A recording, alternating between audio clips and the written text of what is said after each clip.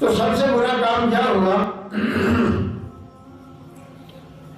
سب سے برا کام یہ ہے کسی کا نام برا رکھنا، برے نام سے اس کو یاد کرنا، برے القاب سے اس کو یاد کرنا۔ ام المؤمنین سیدہ عائشہ صدیقہ سلام اللہ تعالی عنہا اپنے گھر میں تشریف فرما تھی، حضور سرور کون و مقام صلی اللہ علیہ وسلم بھی جلوہ فروز ہے،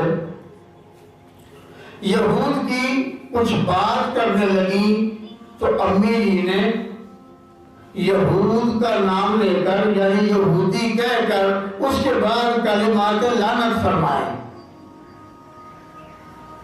حضور سرور کون و مقام صلی اللہ علیہ وسلم نے منع فرمایا، فرمایا عائشہ ایسے مت کرو، ایسے نہ کرو، ہیں لعنتی لعنت کے مستحق ہیں، لیکن اگر گھر میں رخصت دے دی جائے تو بعد والی امت کیا کرے گی؟ وہ تو پھر لمبی لمبی تسبیحات لعنتی کی پڑتی رہی۔ گویا کہ سلیقہ بتایا، دشمن کا نام لو خیال سے،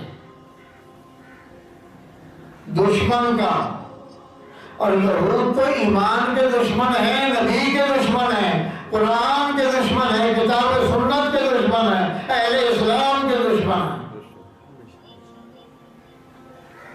جن کے لیے سخت کلمات کہنے سے ام المؤمنین سیدہ عائشہ صدیقہ سلام اللہ تعالیٰ عنہ کو حضور صلی اللہ علیہ وسلم نے منع فرمایا، عائشہ ایسا مت کرو۔ جو نبی اس قدر رؤوف الرحیم اور مہربان ہے، غیروں کا نام بگاڑنے کی اجازت نہیں دیتا، وہ اپنوں کا نام بگاڑنے کی اجازت دیں گے؟ شادی پیدا نہیں ہوتا۔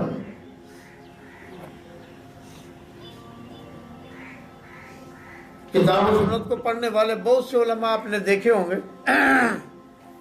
لیکن اللہ کی قدرت دیکھو، کہیں کسی کا نام بگڑا ہوا نہیں ملتا، بگاڑ کے ساتھ لیا جائے تو یوں نہیں۔ کیوں ہے؟ یہ تربیت کا اثر ہے۔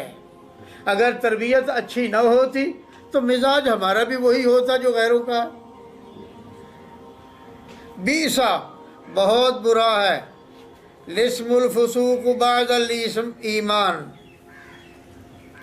لسم نام پیدا کرنا، الفسوق برائی میں نام پیدا کرنا۔